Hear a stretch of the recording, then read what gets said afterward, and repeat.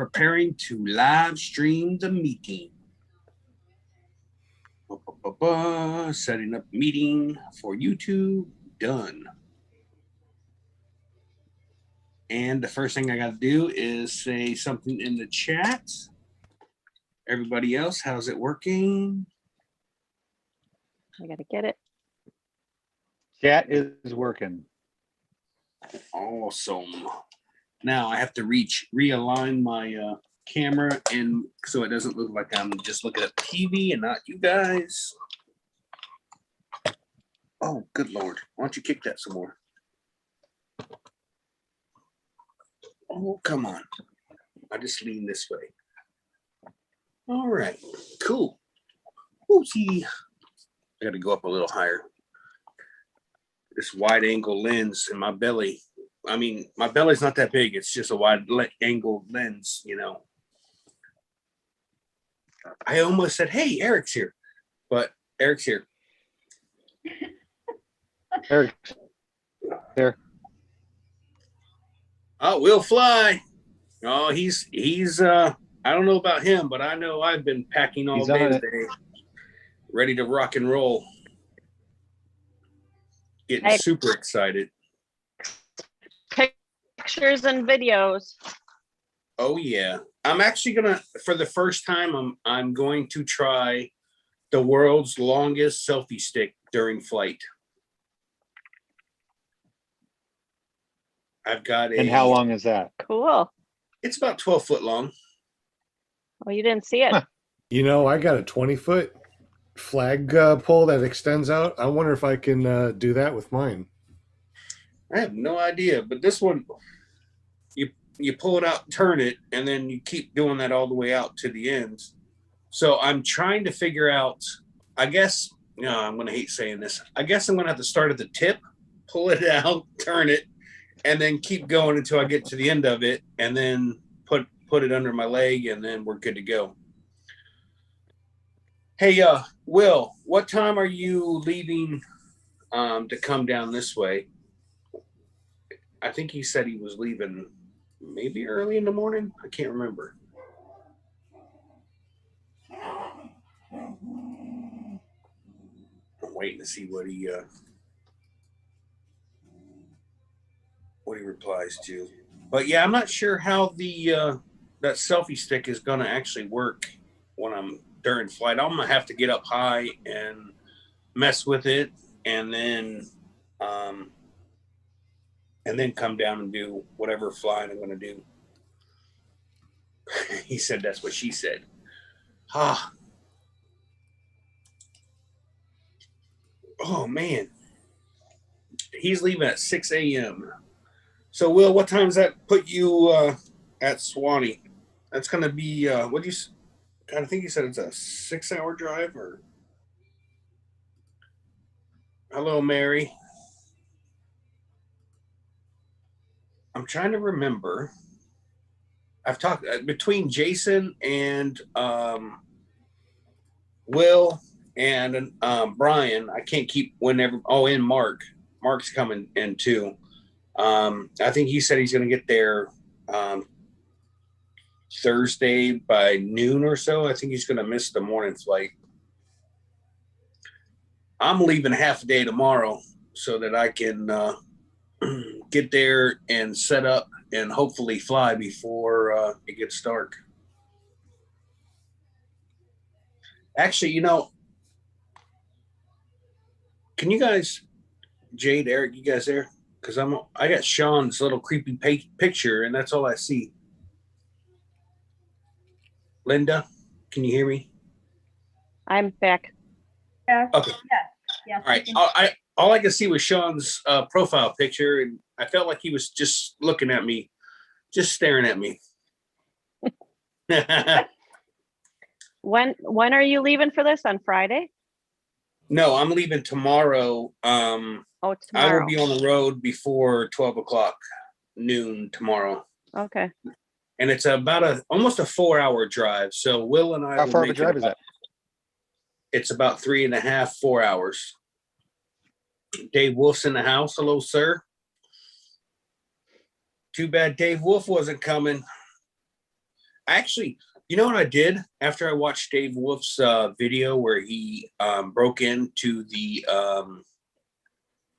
back of one of the cargo trailers and opened it up, and it wasn't somebody that he thought was sleeping in there because the other person was hiding. I actually put a lock on mine, so on the inside, I was like, "Ain't nobody waking me up that way on film." So yeah, I've put a lock on the inside, so I don't have to worry about the middle of the early morning or afternoon, midday napping. Someone trying to come in. John Wayne's in the house, driving to Alabama. Alabama. Cool. We got them all jumping in now. Oh yeah, here we go. 11 watching already. Good job. Yay. You know why, Shane? You know why? Because I'm on Pick up. Queen. Yes. I'm here. That's why. Come. Here in about 5 minutes, I'll get into my preparation for this whole journey to the fly-in thing, what it takes to get ready and prepare. For some reason, it just takes me forever, but I don't procrastinate. I've been doing this since the weekend, and I think right now, like I said, the only thing I'm missing to bring in the morning is my pillow. That's it. I got everything else loaded up in the truck. You know, when I built this paratrailer, I built it with the intentions of having 3 paramotors in there and doing out of state fly-ins. Somewhere along the way, I bought a golf cart that takes up 78% of the trailer. So I have room for one paramotor, and back of my truck is loaded up. The bed of my truck is loaded up. I'm like, where is all this? Like, why do I need all this stuff? But everything I look at, I'm like, I need that. I need that. I need that. I'm like, holy crap. I guess I don't realize how much stuff you have that you need until it's all piled up in the vehicle. And then you're like, holy crap, that's a lot of stuff. But see, in my big trailer, everything's already in there. So I don't have, I just hook up to it and go because it's already in there. Nothing's in my paratrailer. It's brand new. So I'm packed to the gills. And I did find out from this brand new trailer, we have used it 3 or 4 times now. The longest pull that we did with it was about 1 hour and 45 minutes, 2 hours there, and then 1 hour and 45 minutes, 2 hours back. If you buy a brand new trailer, make sure they put grease in the hubs, because I found out there was no grease in one of my hubs. None. So it has it in there now. Everything looks good. It doesn't look like it's been damaged or anything, but I was just dumbfounded. I bought a brand new trailer, enclosed trailer, and it had no grease in the hubs. And we'll find out. No more. We'll find out on this 4-hour trip if it holds up or not. Like I said, I pulled on the tire. I lifted the trailer up. I pulled on the tire. Everything seems tight and good to go. I have no idea if it'll get there or not. We'll find out. If not, I'll be late getting there. So Dave Wolf says he always seems to overpack for fly-ins. Well, my problem is I've already agreed to cook for, let's see, Melissa, Nick, Jason, Will, Mark, and myself. So that's 7 people. So yeah, I've got my Blackstone in there. I got a 60-pound propane tank, or 30-pound propane tank. All the kitchen utensils, seasonings, oil, dude. If my trailer's not overweight yet, it's about 2 salt shakes from being overweight. I've loaded it up. Like I said, the whole bed of my truck is filled up. The back seat, luckily I have a 4-door pickup truck because the back seat is completely full. And I had to get, I think I got $8 worth of ice tonight from the little ice vending machine thing that they have in the parking lots. And here's the best part. There's no one there to help me pick this damn cooler up that's full of ice. Oh, no. So I literally look at this thing and I go, I think I can get this. And I think on the 3rd try, I actually got it picked up and put in the back of my trailer or in the back of my truck. And I'm like, all right, we're good. Ready to rock and roll now. It took me 3 tries though. First 2 times I hit the tailgate, the side of the tailgate, and wasn't over the tailgate. So I was just like, man, this. Oh my gosh. That's so funny. Yeah, I mean, gotta do what you gotta do. Oh yeah. I know. Survival of the fittest, dude. Totally relate All right. to that. So, Eric, do we want to get before we get into the flying thing, do we want to talk about your getting back into foot launching, some issues that you had?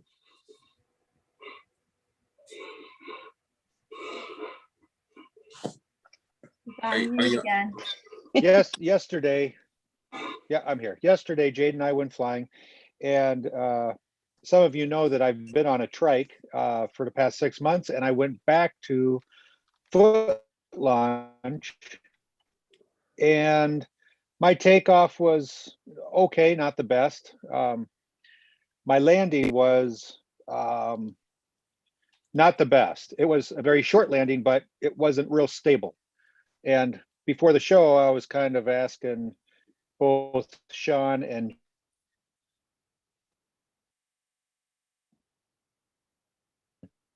Uh-oh.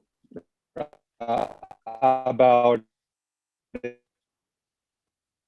Jade was trying to, if we can pull that, look at it, and so I don't know if she'll be able to play that video or not. I'm not going to be able to. Okay. So what do you think was sketchy about it? So we're all taught to land, run it out, turn around, and pull our brakes and drop our wing.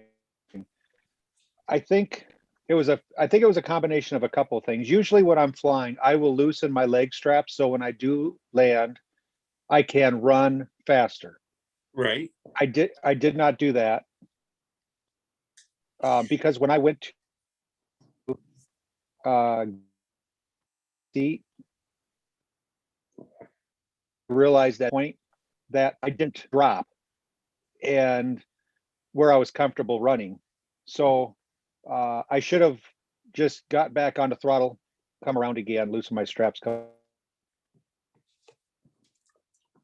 So I think that had a little bit to do with it, and maybe a little bit more right brake than left brake when I was landing, because I do have a bad habit of not pulling them equally. There was just a number of things. Maybe next week we can play that video and kind of analyze it then. Hopefully that we'll get some flying in this weekend. We're supposed to have kind of windy weather this weekend or this week, along with some rain. So I don't think we'll be flying, but hopefully it'll get rid of some of the snow, and we'll have actually some something else to take off and land from besides asphalt. So what do you when your lake thaws? I don't know why I got stuff stuck in my throat. When your lake thaws, where do you guys normally take off from after that? The airport. We have a private airport, non-towered, and that's where we were yesterday. Okay. And we were taking off at one of the taxiways running out to the airport. So landing was on the asphalt, which I don't like, even the wing touching asphalt. But we're limited on our choices right now. Right. Our lake still has enough ice that we could take off from it, But it because of the melting and the freezing, it has now turned to glare ice again. And I'm not doing a foot launch on glare ice. I can barely Oh, no. stand up and run on asphalt. Yeah. Do you So do you have any kind of like spikes or anything on your shoes when you're foot launching? not yet. I do not yet. I do have some. We haven't back together, so I was able to take that off. Interesting things that I have found. So with the trike, we all know that you need what 22 miles an hour to fly the wings. The trike feels like you go slower. And yesterday when I was in the foot launch, it seemed like I was just a rocket in the air. It was crazy. Right. Will wanted to So- know what happened when you landed because it cut out on you. Oh, so I took probably 2 steps. I kind of I bent over and I braced myself with my right hand. And then I was able to stand back up. So I didn't, fall to the knees or, fall on my nose. I was able to stay upright and stand back up. And of course, what do you do when that happens? You look around to see who's watching you. Yeah, exactly. Oh man. And And and Jade has all of that on video. And then there's Jade on her trike going, I can go as fast as I want. No, I was having the problems last night, and I'd love to show and ask what I was doing wrong. And I'm struggling with my iPad to figure out how to share the content with you guys. So I'll keep Okay. working at it though. Hey, Will, if you want to jump on and talk about what your hopes and dreams are for this fly-in, we can do that as well. I'm hoping just to at this point the fly-in is all I can think of, and I've got very little sleep last night because I kept wondering what I was forgetting or not forgetting. Trying to keep up with everybody's going to be there. I think when I get there, I don't know what's going on in my throat here. My buddy Jason's getting there tomorrow morning. He's going to save 2 spots, one with his tent, one with his truck, and then he's got a couple of cones he says he's going to put out. But I think there's 5 spots I want to say that we're supposed to hold because it's everybody that is going to be eating with us. We're going to try to get them all in one spot so that we don't have to walk too far or have people walk over, what have you. And just be a nice, tight little group of people hanging out. I'll do the cooking, but I am not bringing people food. You have to come to me. That is for sure. Oh, yeah, Ben will be there. Ben, are you bringing a trailer or Ben from Paramotor, North Carolina, NC, North Carolina? How are you doing your sleeping arrangements, Bill? Ben. I just seen Bill talking on the chat up there. Anyways, I am so I have a deep cycle battery that my lights and my USBs run off of, and I have a 1500 watt inverter. I don't know what I can pull off that inverter without absolutely killing that battery, because all I have is a trickle charger solar trickle charger from Harbor Freight. So I keep it hooked up on the side of the house just to maintain the battery. But I don't know about actual drawing and then having the battery, let's say 0.5%, half full, half empty, whatever you want to call it. And then Will, I'll send you that here in a second. So I'm really anxious to see if I'm going to end up having to buy a second battery for this. Am I going to have to buy a solar panel? I know Harbor Freight sells a 100-watt solar panel system for $200, but I really was just trying not to spend all of my money on building this trailer. And my wife kind of was monitoring my my spending. Don't tell anybody though. She wasn't happy with anything that I Yours spent. too. Oh man, she was she was just like, do you Whatever, really Eric. need this? But I will tell you, I did very well. I think I have less than $600 in the whole build. I really did manage it well. She managed it really well, and I repurposed a lot of things. Your Yankees, Fly Baby Fly, PPG.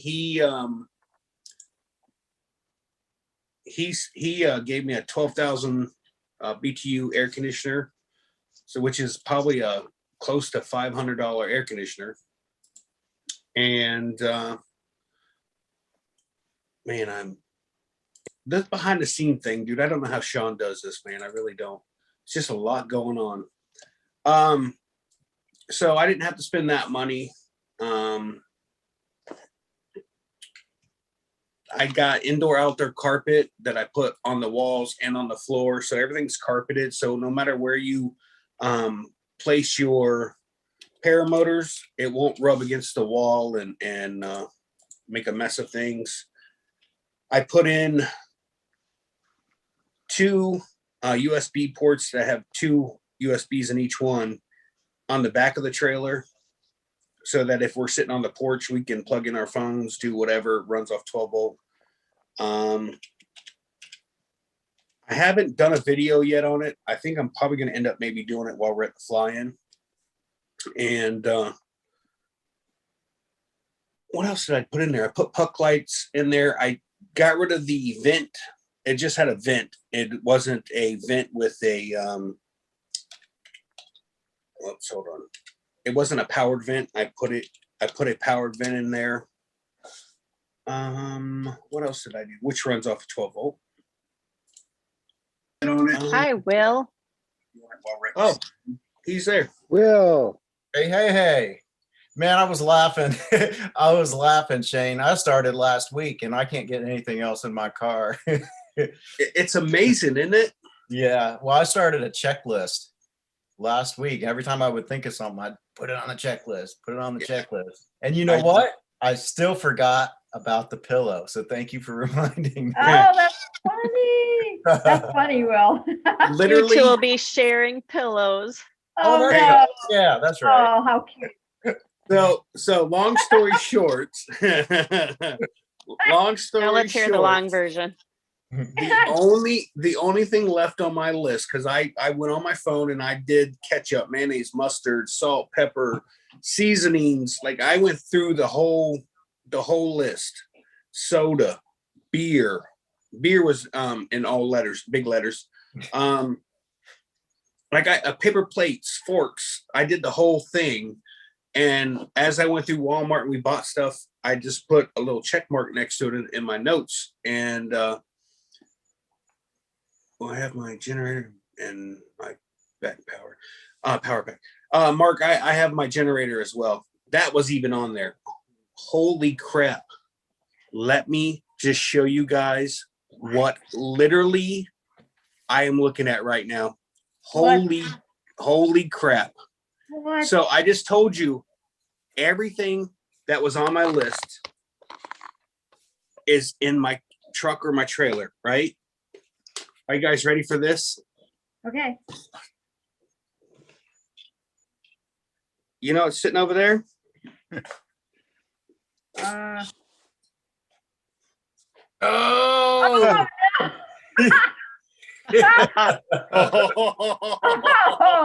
that was really bad. Oh my God. yeah, that wouldn't be a good day. Oh, I just happened to look over and see that stupid thing sitting there. I'm like, oh my God. Will, he would be doing tandem with you. Yeah, on the Adam baby. Oh, Oh, all right. Who's got the echo? That was me. I'm sorry. Oh, I just got sick to my stomach. If Oh, I would have, I I don't tell you, even man, know. I would stop what you're doing right now and go put that thing. It's in the middle of the floor. I have to step over it to leave. Just to trip over it. Yeah. Oh, Oh I my cannot believe that. Oh, thank God. You have a long list for food, you know? Yeah, I got. Here's There's my list right here. Can you see Oh, that? what do you got to get closer to the camera. Closer. Peanuts. Yeah, peanuts. Are they Oh, chocolate covered? No, they're honey roasted. No. though. Okay, so Shane, I got a question for you. Hmm. You were worried about your battery running low. Is it accessible, real accessible for you? Yeah. Okay, so during the day, you know, you're not going to be using that during the day. It's really going to be nighttime, correct? Yes. Okay, so as far as making sure it's charged, what if you just took jumper cables, hooked that to the truck, started your truck for half an hour? Well, That'll I have charge that battery right up. I am bringing my 110 battery charger just in case, because I Okay. don't know exactly what this is going to do. I have my generator. I got the what is it, 3500 Predator inverter. Yep. Yep. During the day, it's supposed to be like 82 degrees. So worst case scenario, if I got to run that generator during the hottest part of the day and enjoy that 12,000 BTU air conditioner, I will. But at nighttime, we're sleeping in tents, and it's like 52 degrees outside, so it should be perfect sleeping weather. Right. That way, Will won't stick to me too much when when he's trying to love him. You know? Good luck, Will. Oh, Yeah, I appreciate it. You told me to take lots of photos. Yeah. Yeah, right. Pictures. Hey, Jade, right about now, you want to specify what kind of pictures you're going to be taking? I want to see them all. Oh, I don't know about that. What are we gonna do for coffee? If you, I don't drink coffee, so if you want to bring a coffee pot and coffee, if you want to bring that stuff, go ahead. We can start the generator up in the morning, and we can make coffee. Whatever. That's not a big deal at all. Craig Taylor's in the chat. We're talking about Swanee, because it'll be so cold there at 52 at night and 82 during the middle of the day. And Craig Taylor is all the way up in Nantucket. So he's a little cold right now. He just left Florida and went back there. So feel bad for the guy. man, oh man. Just get another beer. It was the first day that I was able to fly in North Carolina without having my heated gloves on. Had to have regular gloves, but hey, there's hope. Have you met up with Ben from? Yeah, I met Ben at Flight If You Got It. Okay, yeah, I met him there as well. Will, did we meet there? We probably did. Yeah, we probably did. But you know, I met so many people, and you know how that goes. Right. That's where I met Brian at. Correct. Yeah. Actually, I think, I did meet you because Brian made a bet with you. That said, hey, the bet was if I had ever seen the video, you know, the hay bale video. Right. Yeah. So yeah, we did meet there. Okay. Okay. Because every time I talk with you, I see you. I'm like, I've seen him before. I know I've met you, and we were there at Vail, and then I met Ben there as well, and then he came down to the compound and flew over there, and then we ended up meeting again there, and Ben is a nice guy. He just, man, his he looks like he's mad, but he's very nice. He's always got a serious face. I'm like, dude, I He is can't be nice, serious. Yeah, he's super nice. Yeah, I love his videos too. His voiceovers, or I don't know if they're voiceovers or his microphone is really good. If it's just your microphone, I need to know what microphone you're using, because it doesn't even. It sounds like he's sitting at home doing a voiceover. It's pretty good. Yeah, he's got some good videos. Yeah. You have to get him a .com, unless he already has one. I don't know. If he watches a show on Monday night, he could very well end up winning one. Or just Sean Oprah Winfrey will just go, you get a .com, you get a .com. Hey, Shane, my neighbor, Mary, in the chat said, make sure you pack enough gas so you don't run out again. Oh yeah. I actually, yeah, we talked about that. I actually text who's running Swanee? It's good Lord, his name slips my mind. From Happy Thoughts. Happy something or Happy Thoughts, yeah. right? No, it's Carlson. I text him and he's like, yeah, we have gas, aviation fuel. I was like, all right, cool. And because today after working 11 hours, I had to go get ice, get fuel, load up the rest of the stuff in the truck and the trailer. And I was supposed to get fuel go to the airport to get fuel. And I was like, man. So this morning I texted him and he said, yeah, we got fuel. I was like, great. I dumped the 2-stroke oil in the containers, through the containers in the back of my truck. I was like, I'll get fuel when I get there. My paramotor's full of fuel now, so I am good to go for at least one evening flight. How much fuel are you going to bring? What's that? Let's say they didn't have fuel there. How much fuel would you bring? 10 gallons. But they do have the gas there, so the aviation fuel. So I'll just get it when I get there. So it's not a big deal. The airport here, it's really cool. You just call up and say, hey, I'm at the gate. I need fuel. Some FIT student comes over with the fuel truck. You pull up. They're used to filling up planes. Here I show up with 2 5-gallon containers and they're like, what do you do with this? Yeah, they're like, Bert.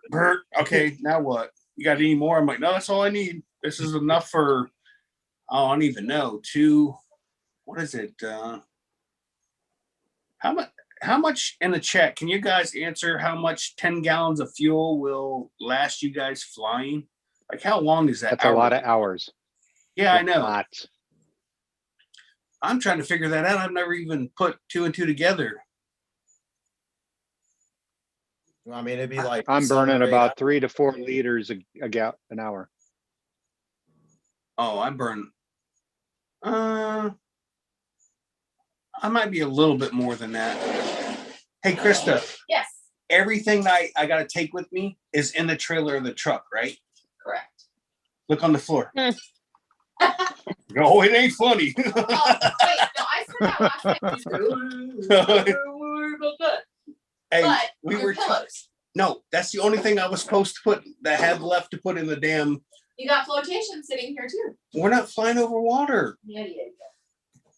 Oh, 10 gallons. She already knows I can't find a wet spot. Why do I need flotation? Oh man. Wait. Yeah. Okay, yeah. You're talking gallons, but we burn liters, so that's why it's not adding up to me. Well, I'm bringing 10 gallons, so that's going to be more than enough fuel for the Atom 80, I would imagine. well, your Atom 80 is not fair. That's like having a Tesla. So how many liters are in a gallon? Oh man. Alexa, how many liters are in a gallon? Now everyone will One know. gallon is about 3.8 liters. 3.8 liters. Feeder. Okay. So I got 11 liters, 11-liter tank, and it lasts me about 2.5 hours, a tank. So, it's still a lot of hours. Yeah. Mark McKell. What's that? Oh, it's 9 hours. Mark Yeah. McElroy said 9 hours. Yeah, that's about right for both 5 gallons, for 10 gallons total. When we were in Vail, North Carolina, we burned my buddy Jason. I think he burnt over 20 gallons of fuel, and I burned 15 in 10 days. We did a whole Really? lot of flying. Yeah. Well, in Vail too, they were flying during the day too. Yeah, you I fly did that during as the well. day? You did? What's that? You flew during the day? Yeah. Vail? Oh yeah.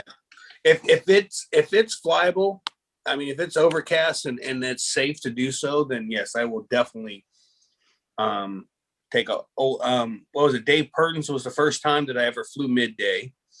And it's really cool because I'm flying along, you can see the sun on my knees, and then you see the wing go forward, and I get in the shade. And I'm like, oh, I need to stay in this direction because it's a little warm, so I can stay in the shade.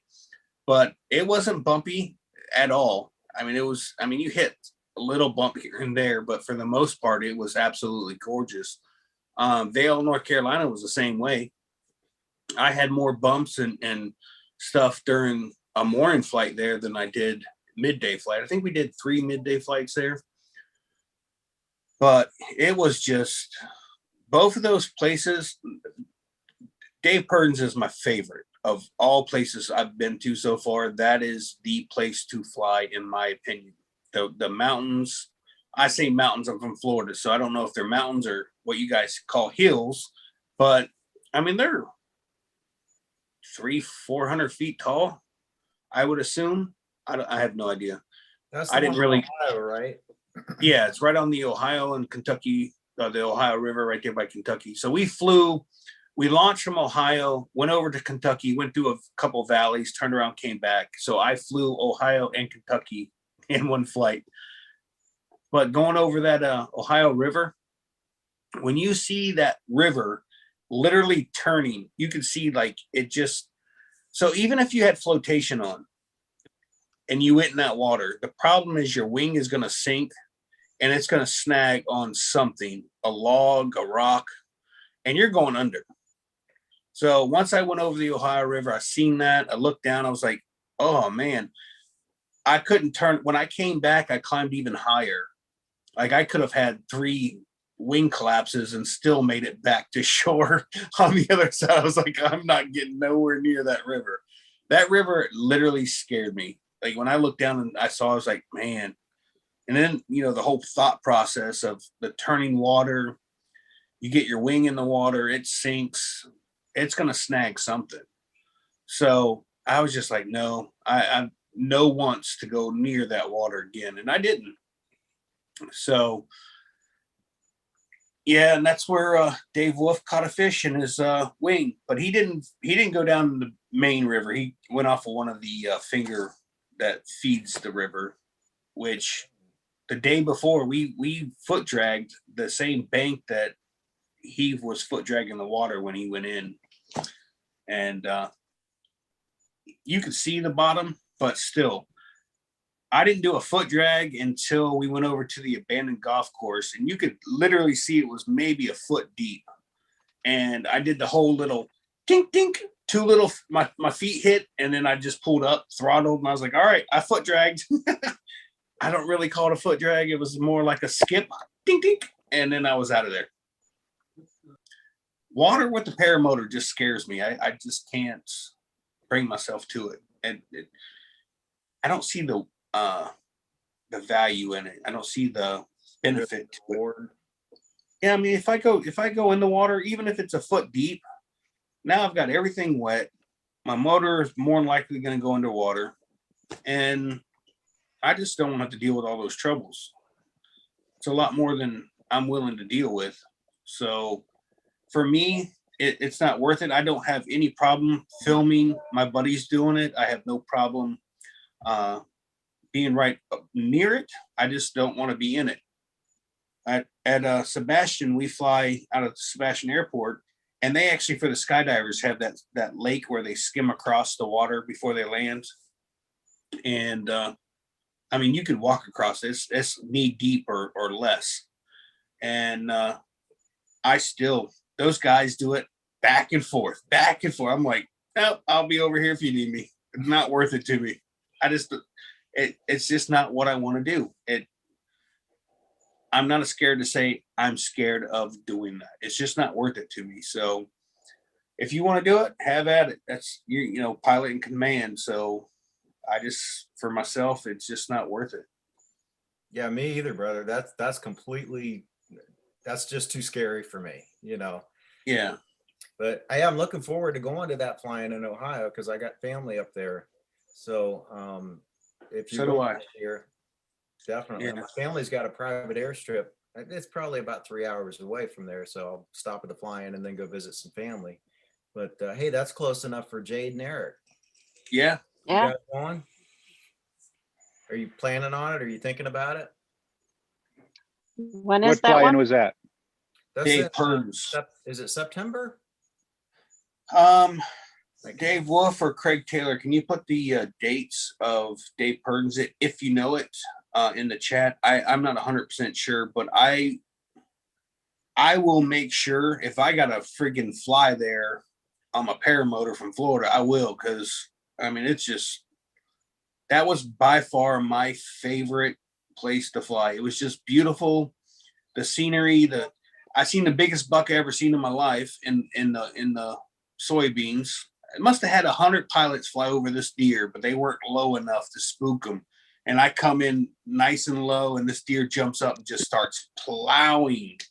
Absolute Labor Day weekend. That's May, isn't it? When's Labor Day It's like weekend? it was September 4th. It was supposed to be last year, September 4th through the 7th.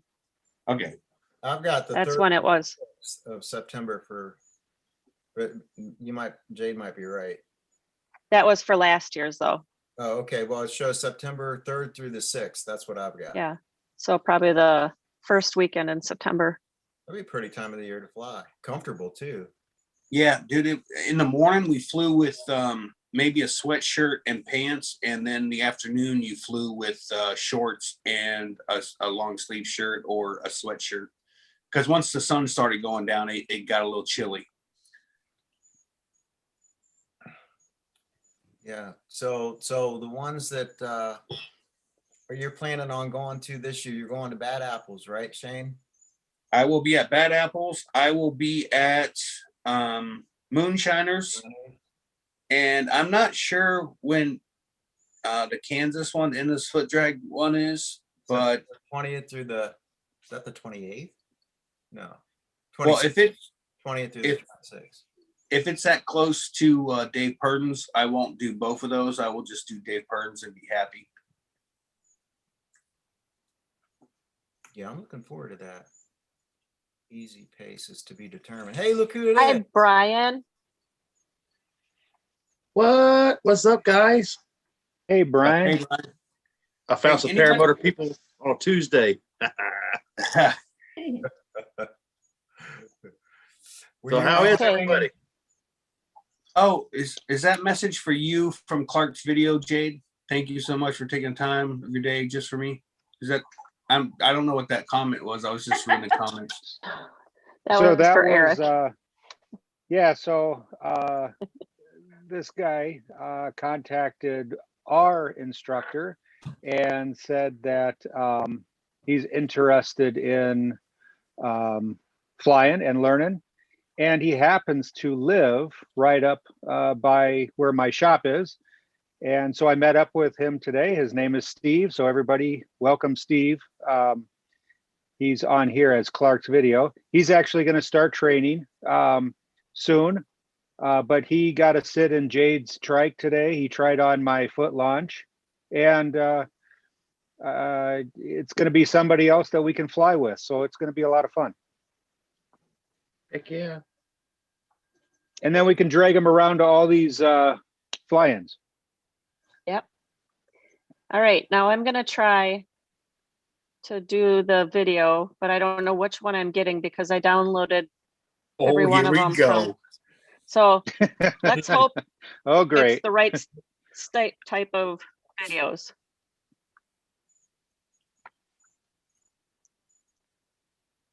Oh boy. Check back later. What is? I just can't. No. It's not working. Oh wait.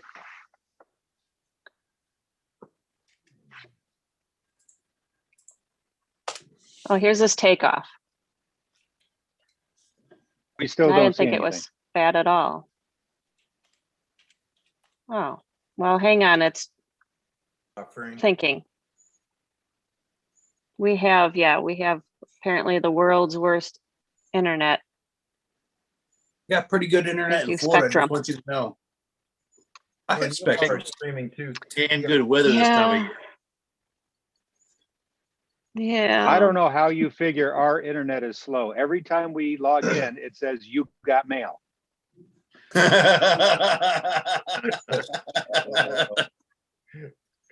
So did anybody get a Oh. fly today? Did you optimize it? I'm sorry, Brian. I did not fly today. It's been 21-mile-an-hour winds here. Oh wow. I ended up in your backyard from Melbourne in about 4 hours. That's awesome. Hey, Brian, Yeah, go ahead. I sat there and I watched the greenhouse video of when you started these things all the way up until the tomatoes were going up the vine. That is super cool. You watched all the videos? I think there's like 4 I of them. did. Well, yeah, but I mean, it was kind of cool because Yeah. you planned them, you had them, so every week you went in there you could see the tomatoes getting taller. That was pretty cool. I appreciate it, man. I just left the greenhouse a while ago with some friends, and it's I don't know. I've heard people describe it as therapy before, and I can see that. Yep. You just go in there and it's just peaceful. You see what you're growing, and we got some strawberries that are about to turn red or are turning red, and some tomatoes that are almost the size of the baseballs now. So, man, I'm stoked. There it is. After Okay, this is mine if it works. This is my first one, and I have no idea what happened to my wing. I was ready to take off, and it just, the right side collapsed. Do it at night. Did you do it at night, Jade? What was that? Did you do it at night? Well, What? I couldn't see it. that was midnight flying. We couldn't see anything. Wow. I thought you guys said you could see it. But it was a full moon. I seriously want to change this to smart asses hangout or smart ass hangout. No kidding. Hey, it's tough when you're trying to do something in front of other people and nothing ever works. So I mean, that's like, you asked me something about my phone or how to do something, I couldn't explain it to you. So Right. good, Jade. There it is. Who else is excited about fly-in coming up? Oh, dude, Brian, you missed the whole thing earlier. So I was bragging to everyone about how I had this whole list of stuff to get. I got it all. I put it all in the truck and the trailer. I have everything that's supposed to be in there, but Right. one thing, my pillow. Okay. And as we're talking, I happen to look across the room, and I'm going to show you real quick because now I put it on the floor so that I don't forget it. And where am I at? Oh, it's Jade Sharon. So Go ahead. are you ready, Brian? The one thing ready. that I did not pack. Uh-oh. Wait a minute. Oh crap, it's not gonna do it that way. Hold on. Let me turn the camera back around. The beer. There You don't need a wing. That's all good, man. I'm gonna look real good running up and down the field with my motor on my back. Just I didn't feel any lift. Can you believe that, dude? I almost forgot that wing. What wing are you flying again? Jeff? The Link 2. Have you flown a Spider 3? No, I haven't flown any other wing, and can I tell you why? I have options to do it. I'm just afraid that one, I don't want to mess anybody's stuff up because I really can't afford to replace it or to repair it. So I kind of, and if I do mess it up, I will do everything I can to fix it. You know what I mean? Like that's just my type of person I am. And I know Right. I know I can't right now. So I just don't want to fly anything else and take a chance. Have I ever even come close to messing my wing up? Yes, right in front of Craig Taylor. Last time we flew together, I inflated, the wing didn't feel right. I stopped, it literally floated down and lines tangled up. My motor was off, but I got lines wrapped around my prop, which was the very first time it ever happened. And Eric Fairwell saw that as well. Super glad about that. And yeah, it was awesome. I detect a little sarcasm there. Oh, I was so embarrassed. I was like, I can't believe I just did that. Are you Like, guys seeing this at all? no. No, No, Ah. I see just a black screen mainly. Okay, it's sorry. more of our midnight flying. Yeah, exactly. Yeah, no full moon. Right. Are any of you guys out there in chat seeing this? Because I'm seeing it on, Right now I My see end. it. I see the sunrise and you flying, but as soon as you hit play or whatever, it goes to black screen. huh. Well, that was Eric taking off. Let me try it one more time. Now you sound like Eric. Oh, Ah, Jokes keep rolling. Oh man. okay. Will Dane, y'all ever camp together before, man? No. Nope. Actually, Craig said, or I'm sorry, I'm texting Craig or messaging him. Will was actually going to stay at a hotel. And I said, well, dude, I'm bringing a 14-man tent, bring an air mattress, and you're more than welcome. And he's like, all right, cool. And he canceled his hotel stay, and he's going to shack up with us. There's, like I said, Jason's got his tent. So if my buddy Brian shows up, he can stay with Jason. And then Oh, Will and I have our own separate rooms, separate entrances, whatever you want, dude. It's all good. What about the outdoor shower, man? You gonna have all that set up again? No, because they have the outdoor shower there.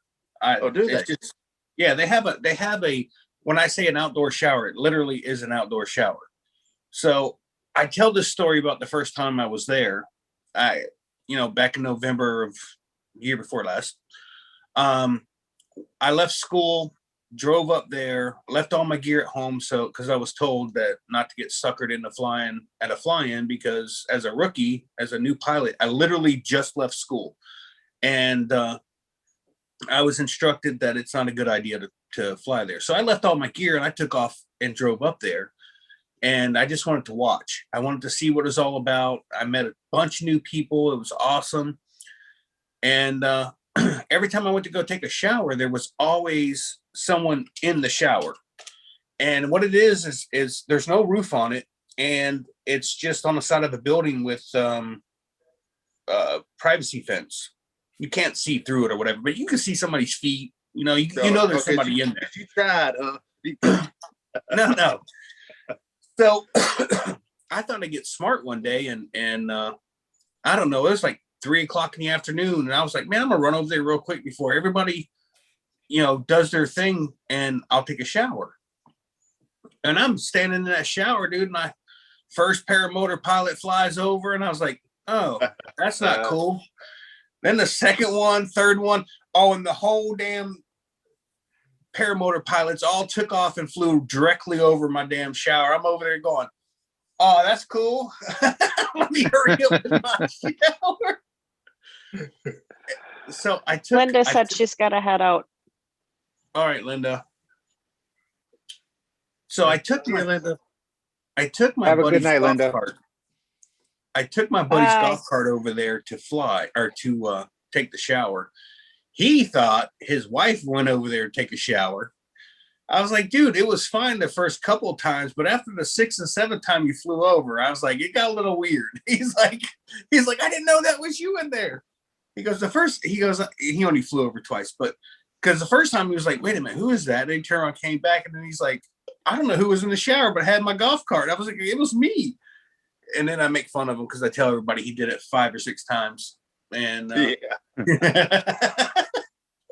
I've heard some stories, man. I think everybody that's been flying for a while has probably flown over somebody laying out naked, sunbathing or something, And one time they wave at you, 2 times they don't wave, 3 times they start looking for shelter. Right? So, no, out of the compound, you just usually fly over foggy windows in the car. oh, okay. Steamy windows. Hey, What- I got a question. When you were talking about Will staying with you, I thought that was pretty cool. But what were you talking about, Big Spoon and Little Spoon? Oh, just like Craig Taylor says, spooning ends up the fork or turns into forking. So Oh, okay. no. And then hey, Will, Yeah. we're gonna Jade and I after Bad Apples. Hey, we're gonna be coming through North Carolina. We're gonna be heading over think. to the. Okay, we think we're gonna be heading over to the Outer Banks. You know anybody over there that flies? Let me get back to you on that. I don't know anyone off the top of my head, but I know that I had an invitation to go tomorrow to fly the beach. So yeah, let me investigate that for you. Probably find something. I know there's a group over there. I'm not firsthand knowledge.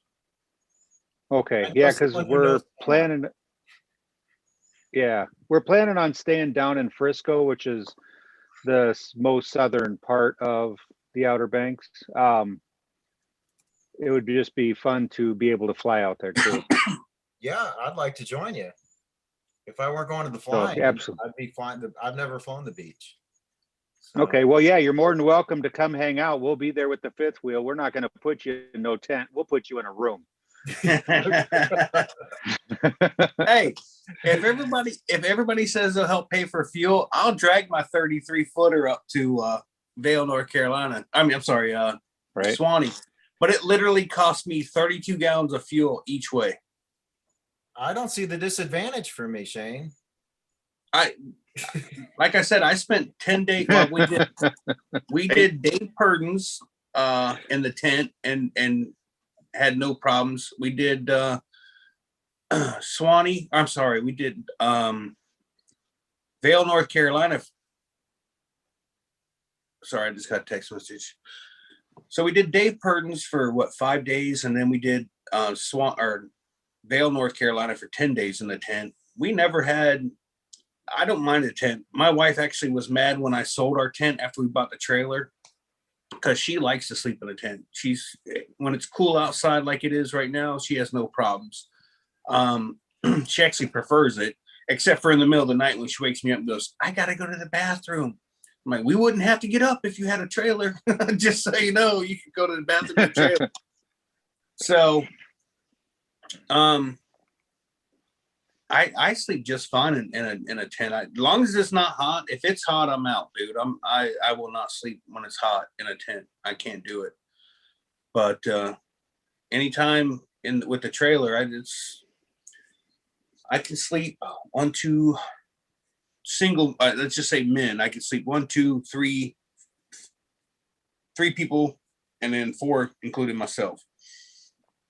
Now, if there was couples, we could do 2, 4, 6, 8 people. But or if you're willing to spoon. No, not in the full size. It's just too tight, bro. It's just too tight in the full. Brian, probably better off in the tent. It's gonna be better ventilation than in the camper. You'll be. Oh, that's true. At 52 degrees, dude, it's gonna be beautiful. I have no problem to. Like I said, I have a perfectly good trailer, camper. Hell, even. I mean, technically, I can sleep in my paratrailer. It's got everything I need in it. Air conditioning. What else do I need? But I think with the temperature, it'll be just fine. Have you been to Swanee before, Brian? Yes. Yeah, I went to the last fly in there. September, October time frame. I can't remember. Maybe it was November.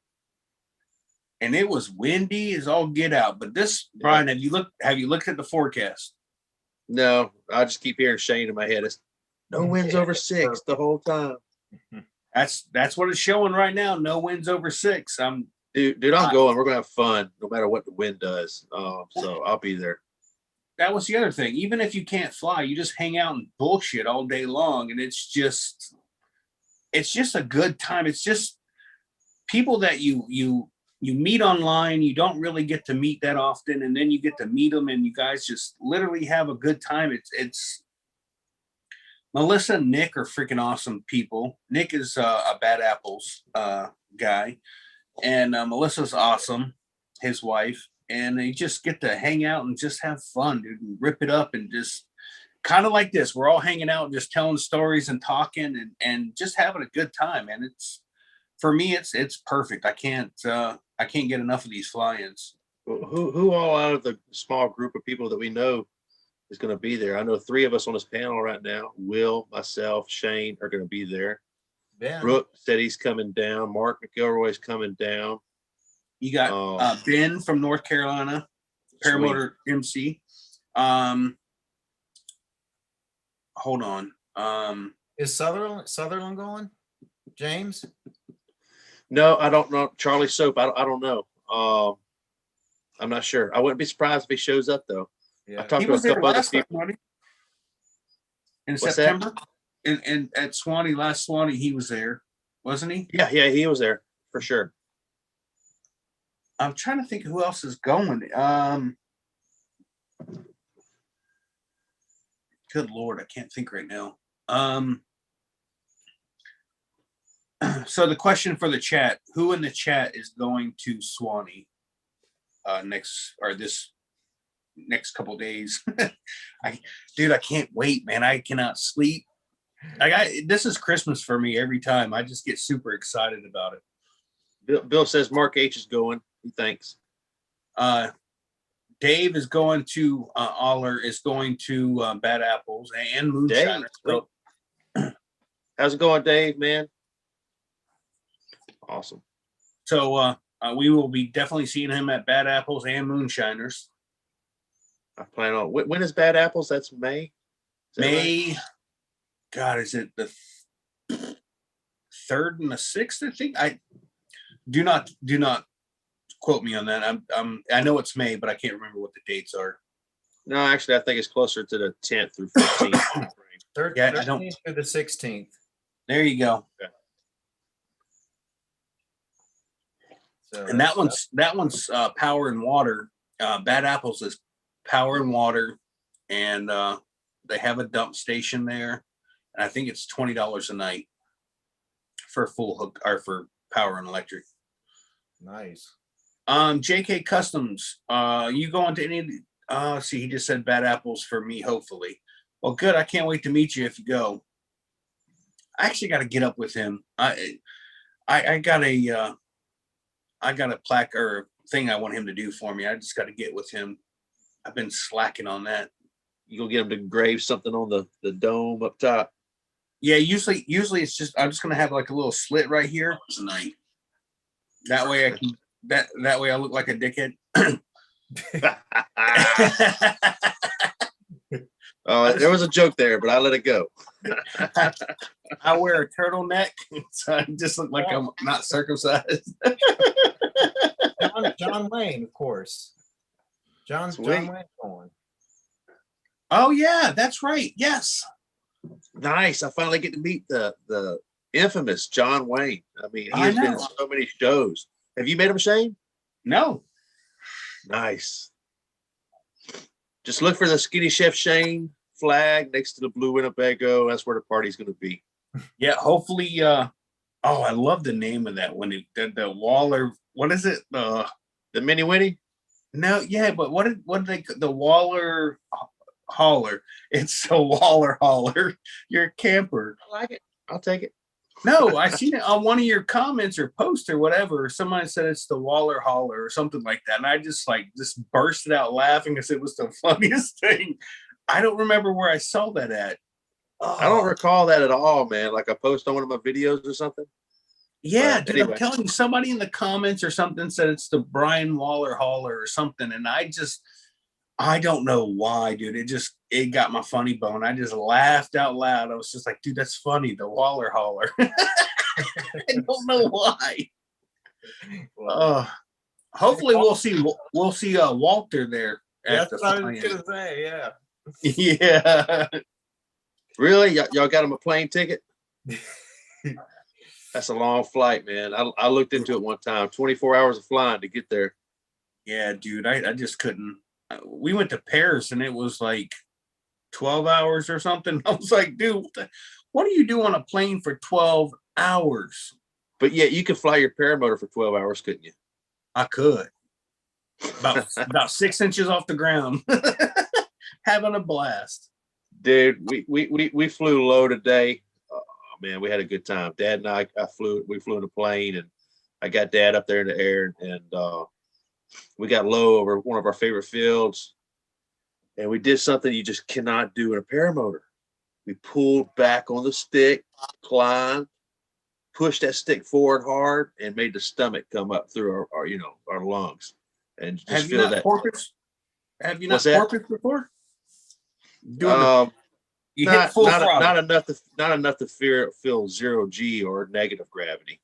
Oh no. For your seat belt to need to hold you in the seat is what I'm talking about. No. Yeah, no. I do the full throttle, hands up, let off the throttle real fast, and it just shoots forward. And you literally are looking right at the ground, and then you just kind of swing into it. And then you hit full throttle in the upward swing, and you do it again. And that's my I love doing that. My buddy Brian, he's like, dude, you're gonna get a frontal doing that. I'm like, no, there's pressure on the wing. There's a couple times I think that maybe there's not as much as I think there is, but it does feel great. I've never had any kind of issues with that wing. I mean, I don't know. I love doing them. I don't do them low to the ground. I'm no less than 600-700 feet off the ground when I do them. But if you watch my videos, you'll see me when I get ready to land, I'll throttle. And just as the wing starts to surge down, I slide out of my seat. If you watch my videos, you'll see me, I'll throttle. And then as soon as I start going down, I just come out of my seat. I don't know why I do it that way, but I get a little extra free fall, if you will, because the straps haven't caught me yet. And then they catch me. But Jade is putting in a whole bunch of info about Swanee. I don't think it's called a Parafest. Is Swanee a Parafest? Is that the name of it? Or is it Swanee? I have no idea. So That's on the PPG zone site. Swanee Is it? Parafest 2021. Okay, I think Parafest is the one. It's down Pararave. near Orlando. Paraswag. Pararave party or something. Pararave Island. Pararave Says Island. March 11th through the 14th. Yeah, it's the same time as Swanee. Yeah, there's two Oh. fly-ins going on at the same time. I have some friends that contacted me, asked me if I was going to come to that one down there. Put on by the Mark and I can't remember her name, Denny's. It's Shayna and I can't remember her husband's name. I didn't have a really good experience last year when I went there, so I personally would probably not myself. I wouldn't go there. Not saying that there's anything wrong with it. I just have concerns with the signs that they have up at the park that say no overnight camping. And if they told us last year that they had the camping problem solved.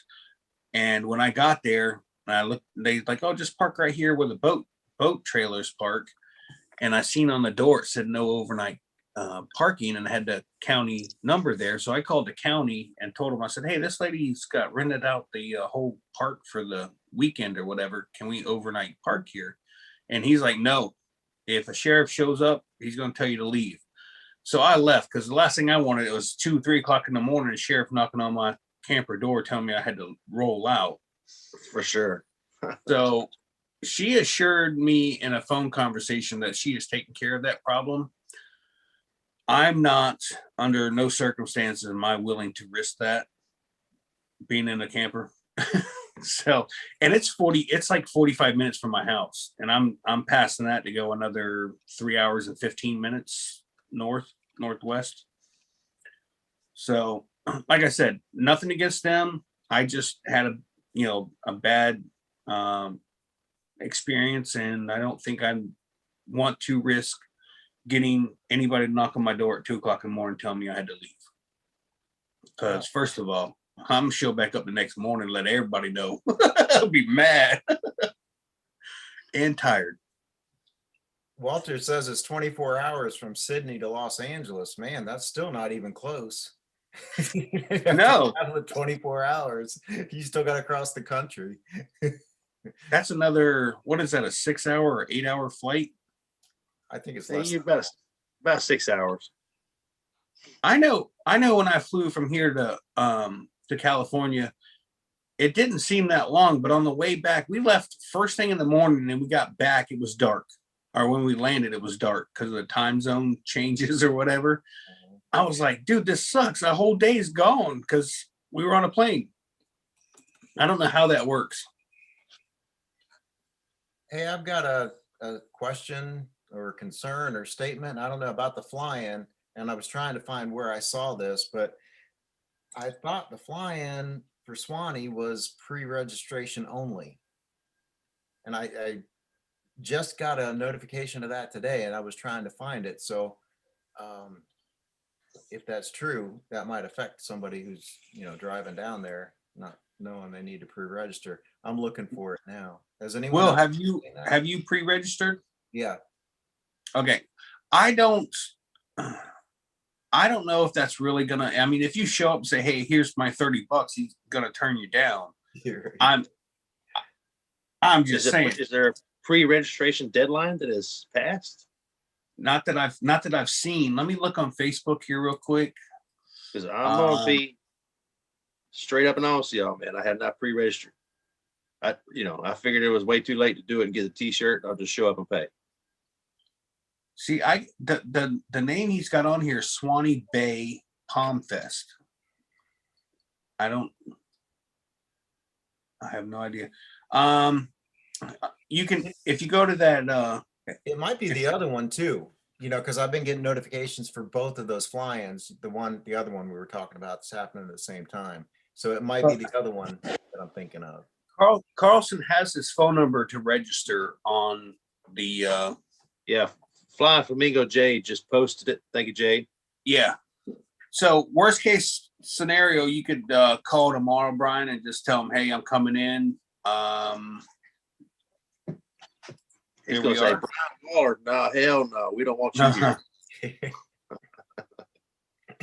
Yeah, Kent Stamey, he's actually going to Louisiana to train with Kylo on the same exact time that the flying is. So hopefully when we get done flying and we meet up at Bad Apples, Kent will be there as a pilot, as a new pilot. I can't wait to see this guy fly. This is a big old dude, man. And I mean, I just can't wait to see him. I just watched him work one day and he's told me his story, and I feel so bad for him having a bad experience that I cannot wait to see his face when he flies. It's just gonna be a thrill for me as much as it is him. What bad experience did he have? Can we talk about it? He went to a let's just say at Vail, North Carolina, Brian, is when I met him. Him in the I can't remember his buddy's name, the guy with the bees that had the honey. They both went to a unidentified school. All right, got you. And actually, there was about 6 pilots there, like 6 people that had gone to that same school, and none of them were flying at that fly-in. And he went to the school. He didn't learn how to fly. He didn't get, I don't know. I don't remember if he didn't get off the ground or not, but it was just a bad thing. And then that's when I noticed him at the flying kiting, and he was hooked straight into his wing and not, he didn't crisscross his risers. So his left side was hooked to his left side and his right was hooked to his right side. Yeah, I remember that. So the guy said he's been doing that for 3 months in his backyard. Wrong. And kind of like, and I'm laughing, but not at him. I'm laughing at, how do you teach somebody, you pay for a school for $750 and this guy doesn't even know how to hook up, to kite. Like, I feel bad for every person who has ever gone there. If the pilot turned out to be a great pilot or a good pilot, it wasn't the teacher. It was already a natural thing for that student, in my opinion, because he just got a bad start in this sport, and it's horrible. I can't wait to see the guy fly, because I know once he gets done with Kylo, he's going to be a damn good pilot, and he's going to make the right choices and do good by the sport. And I can't wait to see it. I really can't. It is it's heart-wrenching when you know somebody's paid money and just got bad advice. You know what I mean? Like, it just, Do we know how many flights he's up to? none. This will be his first flight if he gets in there. Yes. The guy Mark, I don't know if you remember Mark, and Tina, the younger guy, shorter feller that was ended up staying in that pop-up camper. Yeah, I remember. He had that trike, that he bought the trike and everything, and still couldn't even get it off the ground because he had no idea what he's doing. To this day, I still don't think he flew. I don't think he's flown yet. And he's got all of his stuff ready to go. And if I'm not mistaken, I think Kent has his equipment too. And hasn't flown since school. And it's been, since when was Vail? Yeah, Kent was one I was thinking of when I asked how many times he's flown. Yeah, he's never flown, dude. It's oh man. I just can't imagine paying even $750. Like, you think of, the going to the other school, training for life or free training, what have you. And you hear all the stories from these guys that have gone there and didn't, like Dave Wolf, that didn't get any kind of real experience, and then go to another school and you learn stuff you should have learned from the first school. It's kind of heart-wrenching. And my very first pick was aviators. And then there was like almost a year wait to get into there. And I didn't want to wait a whole year. So I was end up going with Four Winds.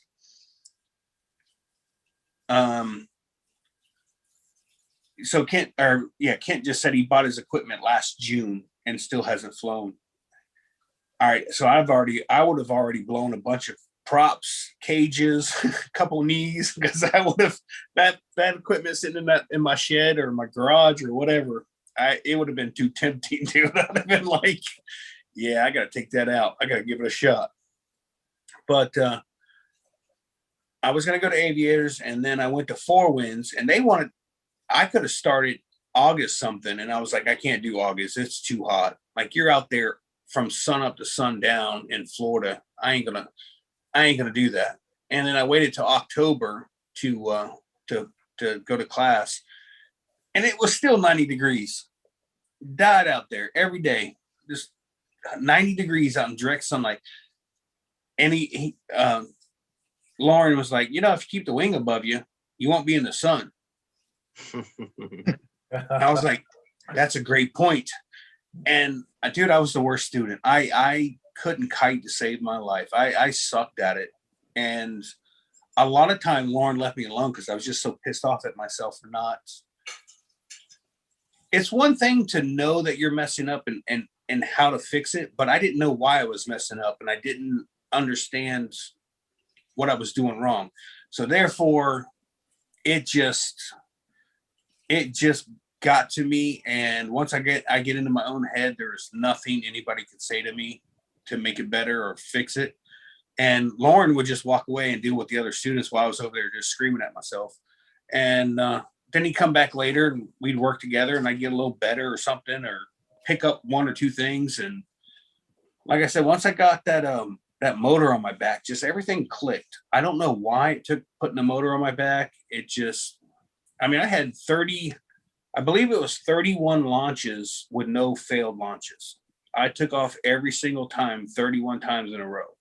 And then the time that I had a failed launch, I was going from, and I'm still this way to this day, I was going from grass to asphalt, and I just could not comprehend switching from grass to asphalt. So I killed the motor, dropped the wing, and he's like, "You had it." I was like, "No, there's asphalt right here. I can't do it." And that was my first, what I consider a failed launch.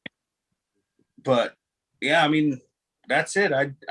And Lauren even said to the other two students, he's like, "Where's this guy been at this whole class?" Like, because he's all of a sudden just became like on top of everything. And the two students that were in my class were doing very well kiting. The girl had been kiting since January of that year. And then the other guy, Josh, he just picked up that kiting. He was dragging wingtips on the grass and keeping the wing up and just like looked like a professional, in my opinion, at that time. And I just could not keep that wing up. It just would not fly for me until actually the towing. We did towing. I had one failed launch during the tow, and everything worked out great. And then the next day he's like, "All right, we're going to go ahead and put a motor on your back and you're going to taxi. And if everything looks good, you're going to fly." I was like, "Dude, did you see me kite? You're going to put a motor on my back now?" Like, I was not ready for it.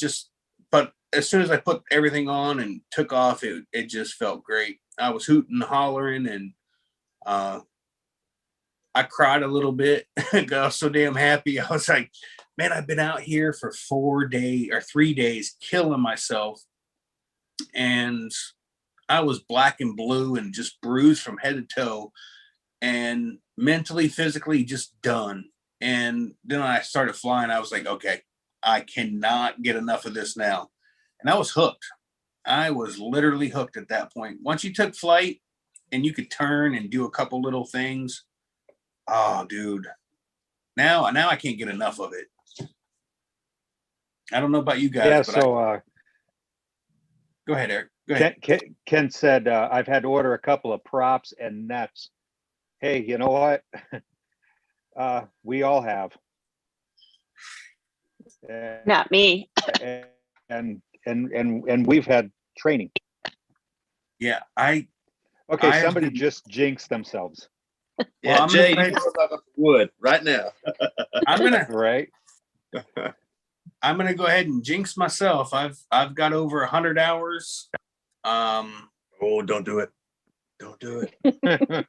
Don't Why? I am still on the same original prop, the same nettings as school. Will Is it gonna take happen? lots of videos. If it's going to happen, I know it's going to happen. But I mean, you don't have to do a butt landing. You just have something come loose, like all the crap that you got on the engine come loose and go through the prop.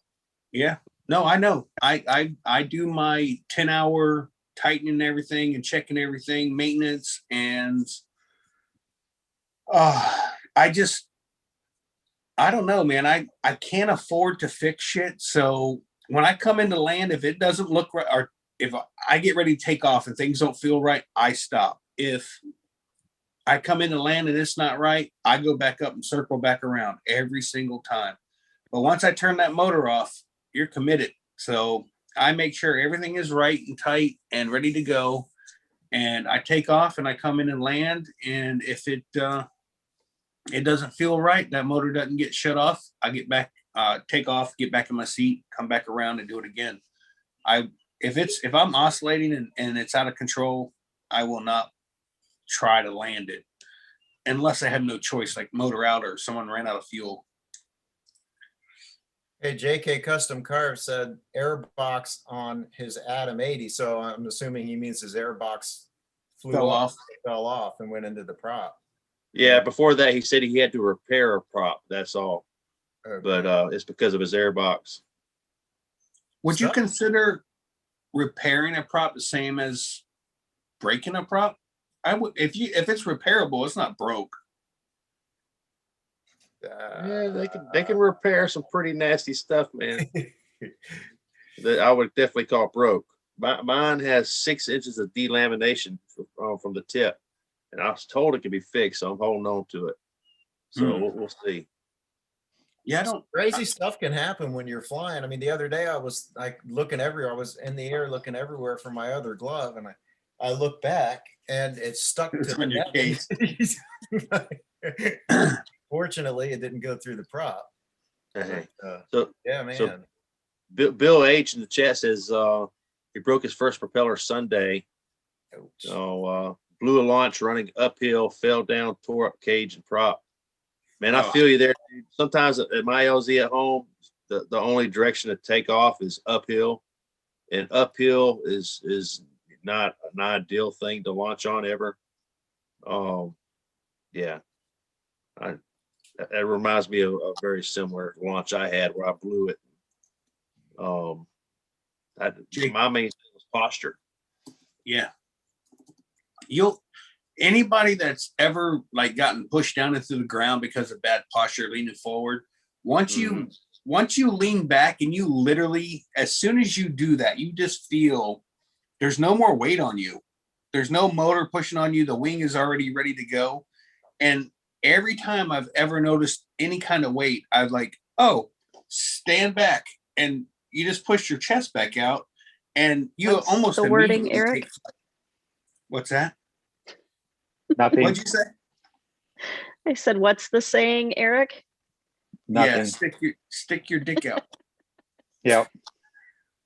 Eric got What? deleted the other night. I usually stick my chest out because it sticks out further. Then Or you mean the belly? yeah. That's all good. Hey, when you have an important tool like I have, you want to build a shed over it. You know what I mean? Yeah. So. Not a warehouse though. You don't need a whole warehouse. Not an Amazon shipping facility. Oh man, dude, we're gonna have so much fun at this fly-in. I can't wait, man. Will has no idea. All right, so I don't know if you want me. All right, so if there's no pressures on whether you have to drink or not, so it doesn't matter if you do or don't. You still have a great time. There are other things that go on there that I know I don't do, I can't do, and people are respectful and no one tries to pressure anybody into doing anything, but it is just a great time, dude. It is so much fun. Get to hang out with people that are into the same things you are, and you can't beat it, dude. What did Kent just say?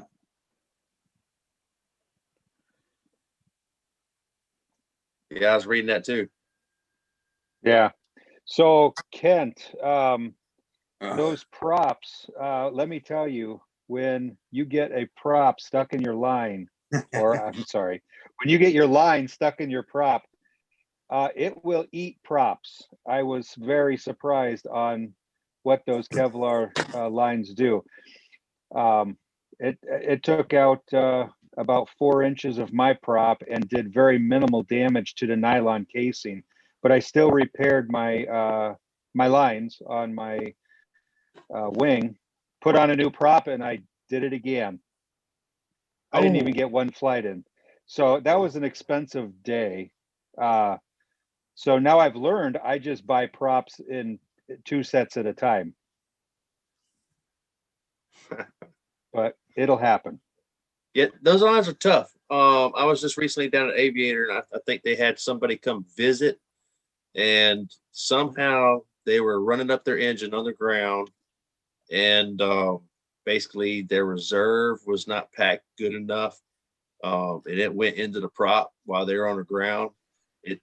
It sucked the whole reserve in, tightened up all the lines, and somehow got wrapped around the frame that it totaled the entire frame and motor. It didn't cut a single line. Those lines are tough, but the torque of the motor just collapsed everything, and it was a total loss for the guy. Wow, dude, that sucks. Yeah. I can't. So, I mean, if you think about how strong the lines are when it hits your prop, it's not. I wouldn't find it surprising that that shreds props. I mean, if an airbox that's plastic and such lightweight destroys a prop, why would not a bunch of lines that hold 400 or 500 pounds each just not just shred everything? When are they going to make a stronger prop? That's the question I got. They're worried about battery powered. That's from Lines. Lines did Yeah. that. Look at that. Yep. So Want to care to elaborate how that happened? that was from my first day flying on my 6th launch attempt. Isn't that depressing? So how much is missing there? About an 1/8, I guess. No, maybe a little more than an 1/8. Let's see, from here, this is the half to, Gotcha. see if you can see it there. Wow. Yeah, man. They I learned a told lesson me that day to pay attention to what the wing's doing. You I know that first couple flights, when you have the newness, the nerves, you've got your A's in this hand, you've got the A's, the throttle in this hand, and you're just like, you want me to pay attention to the wing too? Like, I'm trying to figure out not to mash this, but to hold on to the brake and not hit the throttle too hard. It's like that first time I put everything in my hands, I almost put the motor down. I was just like, what? Like, it was just so overwhelming. And I mean, I remember the first couple flights, just looking at everything in my hand going, how am I going to figure this out? Now you want me to let go of the A's at a certain time when I'm running with a motor on my back while it's running and paying attention to the wing. It's like, what? No, dude. Next thing you know, you're going to have me patting my head and rubbing my belly and jumping on my leg or off my one leg. And I'm like, no, dude, I can't. It's just too much. But now I put everything in each hand and I don't even think about it. Yeah, dude, it's a lot going on in those hands, and then it gets cold. You put on gloves. It gets worse. I still cannot take off with gloves. The only time I've ever taken off with gloves is during SIV. That was the only time, and I didn't have a throttle in my hand. I just had A's in each one, and I'm like, I can't feel that feeling, like the fingertip thing, and I did fine, but I mean, it's still just, I don't know. I don't like flying with gloves. And once I get up in the air, I guess I could put them on, but I'll just fly until my hands get cold and I'll come back down, which will be about 8 seconds in Wisconsin. Exactly. So during your training, you mentioned, you were sensory overload basically with your hands on your first flight. During training, did you do kiting practicing and stuff using like a dummy throttle in your hand? Nope. Okay. Did not. We did. Yeah, we did as well. And, it was basically just a little PVC tube with a bike brake lever on it that did nothing. There was no cable or anything, but you had to hold it in your hand. And that only left you a couple fingers to hold the brake with. So you kind of got used to it. I was just curious. Yeah, we did not have a dummy throttle, but like I said, when I stepped into hooking in and I'm sitting there, I'm just like, holy crap. And then when we got into doing reverses, I was like, wait a minute. Like, it is so, that's probably You said step left, pull left, step right, pull right. Oh, I thought it was backwards. Yeah. I think honestly, that was probably, I mean, not the hardest thing I've done in my life, but it's one of the top 5 hardest things to learn to do at first. Now it's like I said, now I don't even think about it. Everything's in my hands. I know where it's supposed to be, how it's supposed to feel. And check your doors, your roads, your brakes, clear the pulley, take off, dude. That's every single time. I don't have the video anymore, but I took off and had to land over in Tampa. I had a riser twist, and when I pulled the brake, it stuck. It stayed there. And so I was climbing, doing right-hand turns, climbing.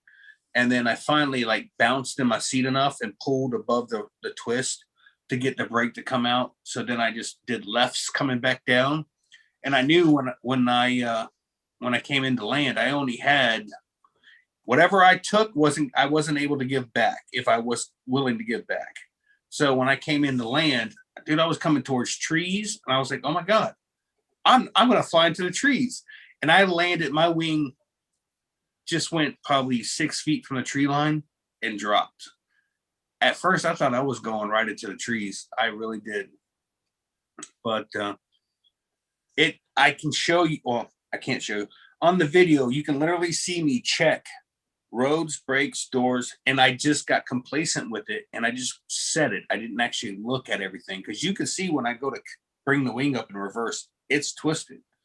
And yet I look at it, said what I said on the video, lifted the wing, took off, and ended up doing right turns on my way up. That happened one time. It hasn't happened again, because I don't get complacent. Soon as my biggest fear is when you take off and you get in your seat and you check your brakes and you're like, everything feels good. Then you check your doors again. When I have to look at each door, it's the gut feeling of looking over and seeing that riser just sitting on the on the top of the hook.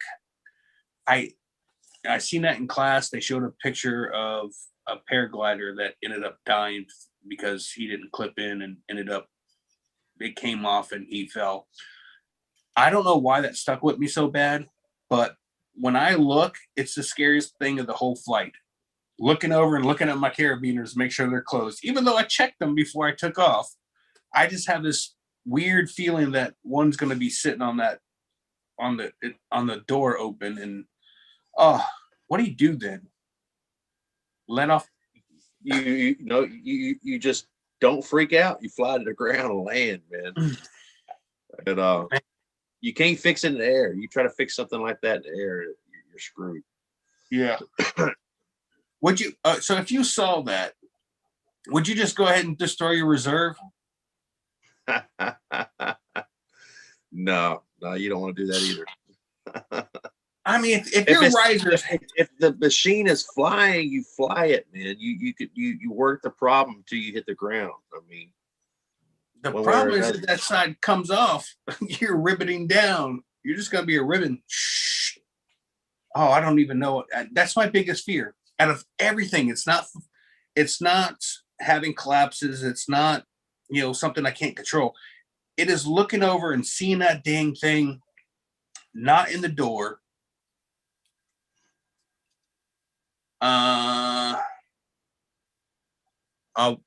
Craig Taylor wants me to check my email. I can still talk, but I can't. My video died. Hold on real quick. Yeah, so that's what I do. That's something that I worry about, is those beaners not being closed. So that's the last thing I kind of check right before I take off, is make sure that when I'm holding my A's, I look down, make sure those are good, and go. So I am so sorry. Brian, do I have your, oh my dear Lord. Brian, do I have your email? Oh, wait a minute. Hold on. I can do this. I can send it to you this way. Oh, you gotta send me something. I'm going to text it to you. All right. If that is not, all right, let me get back. Don't open it yet until I get back on camera here, and I want to see your face. Oh my, Craig Taylor is freaking awesome. Let me know when you get it.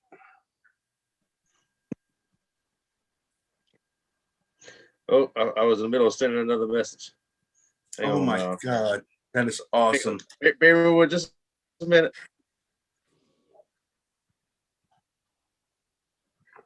Oh, jeez. All right. Shane Robbins, one attachment. The Waller Holler. The hay bell Waller Holler. With the Beller Hailer. Can you show that on the screen? The Bella Hay.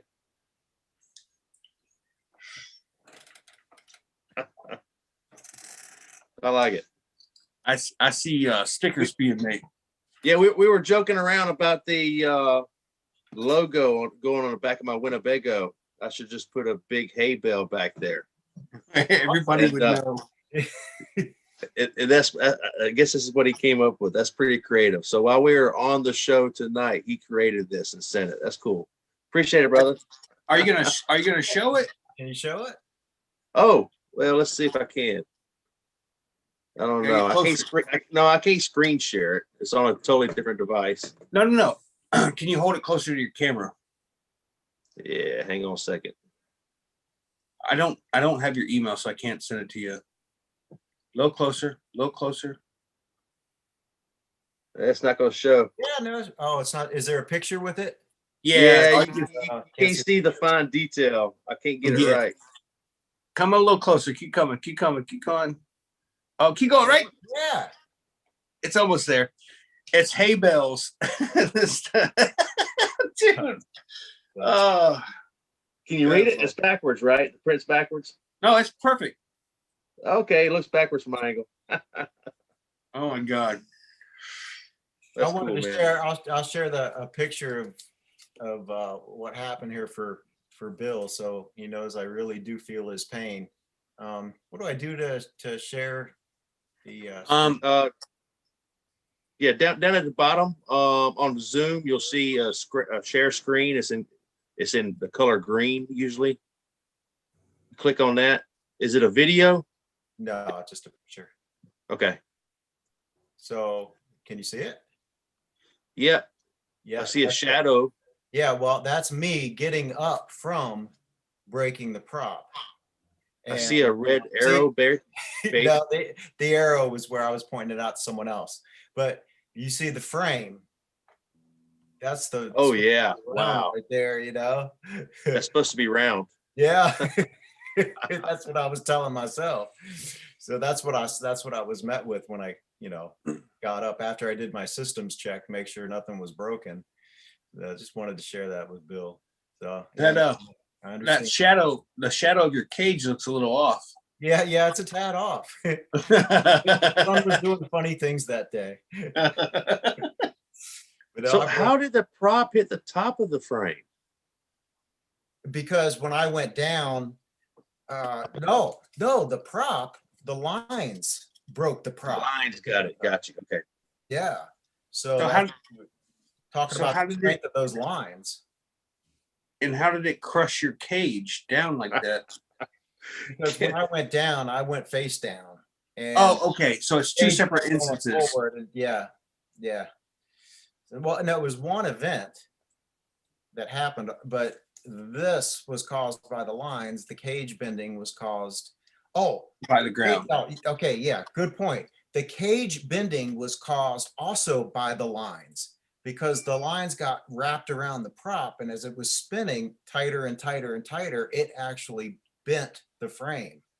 The Parajet has the Maverick has the sections, Right. So those lines are incredibly strong. That's crazy, dude. Yeah.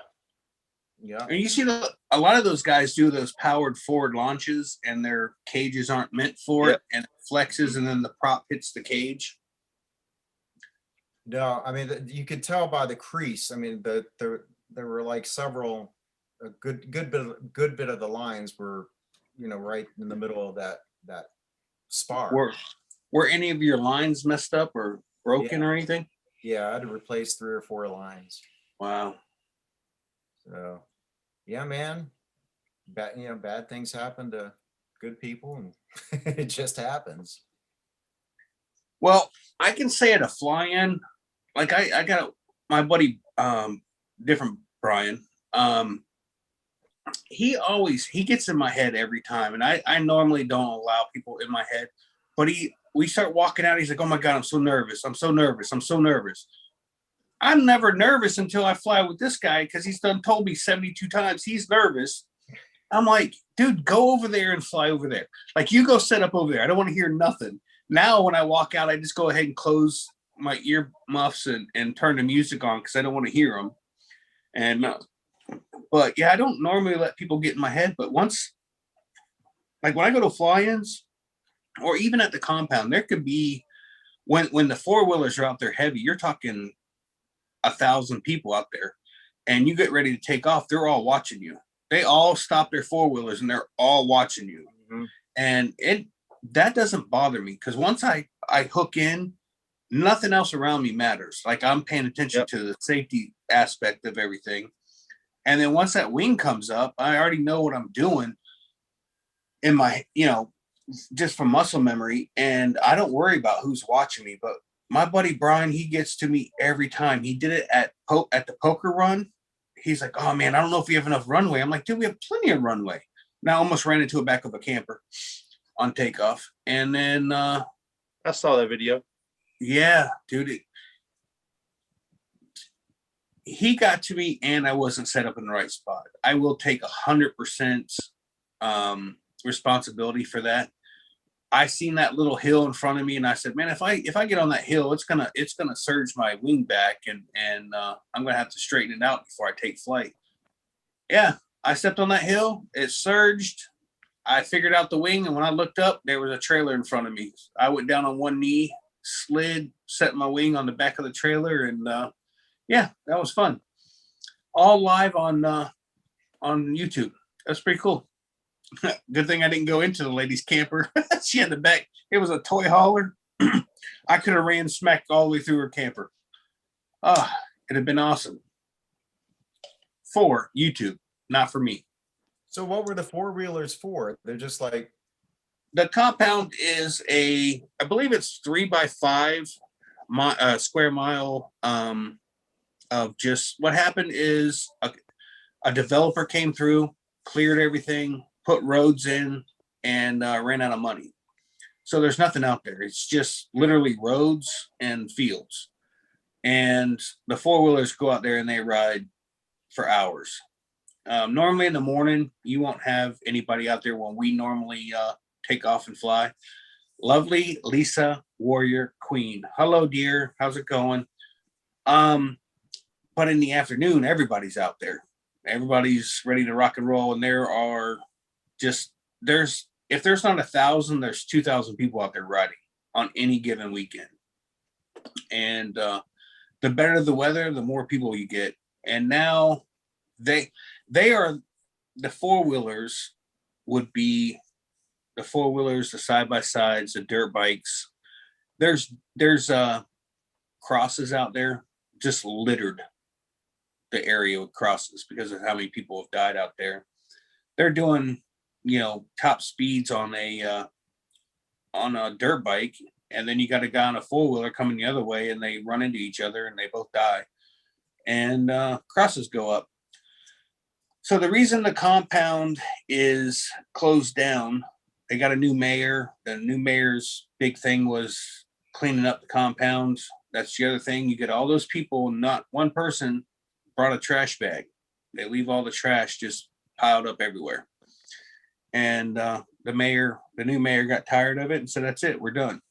And went out there and put up roadblocks and told everybody else, "If you own land out there, I need to see proof of ownership. And if you can't, then you're not going out there." So that's why the flying got canceled this year. They got JK Customs street bikes. You got street racing, four-wheelers, the helicopters. Yeah, it's like the Wild West, or it was the Wild West. You had people out there shooting guns and just into the woods. There's no backing, no nothing. They're target practicing. There's 40 people on the other side of the woods. It's just common sense that you got a bunch of younger you know, you get teenagers and young 20s out there that nothing ever happened to them. And well, I was out there. The last death that was out there was an 18-year-old boy who hit another. Actually, he was on a dirt bike, hit a four-wheeler, and they called the helicopter to come get him, and they waved the helicopter off because they couldn't even get a pulse from him or whatnot after working on him.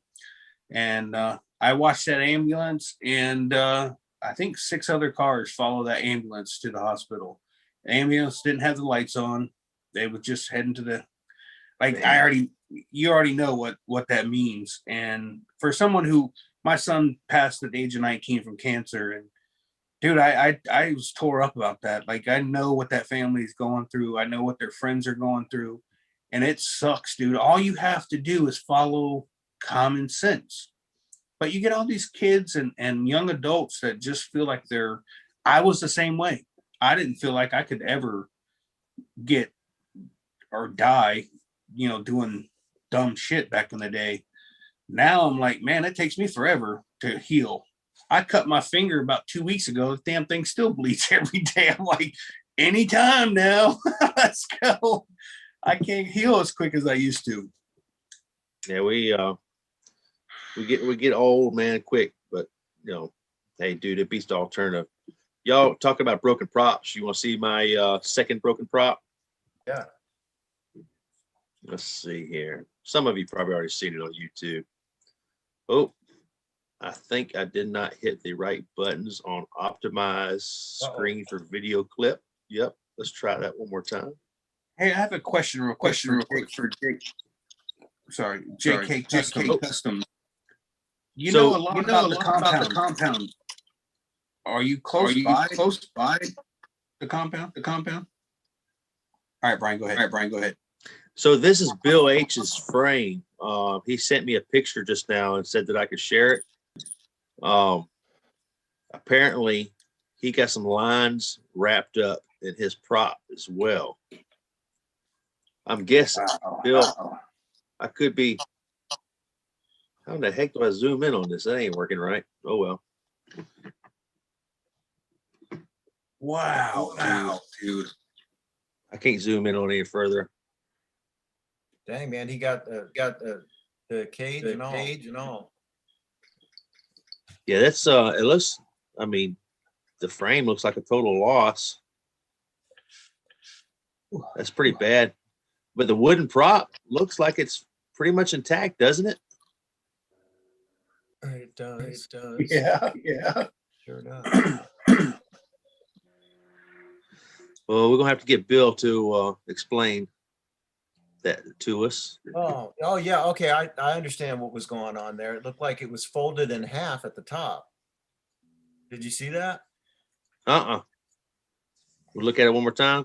Yeah.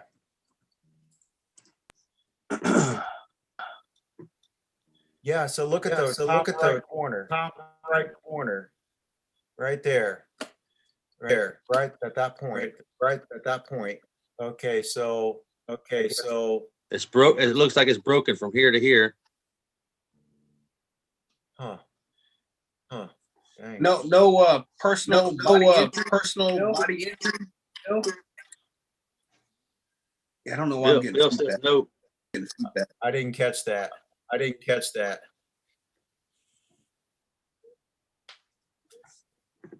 So Bill says nope in the chat.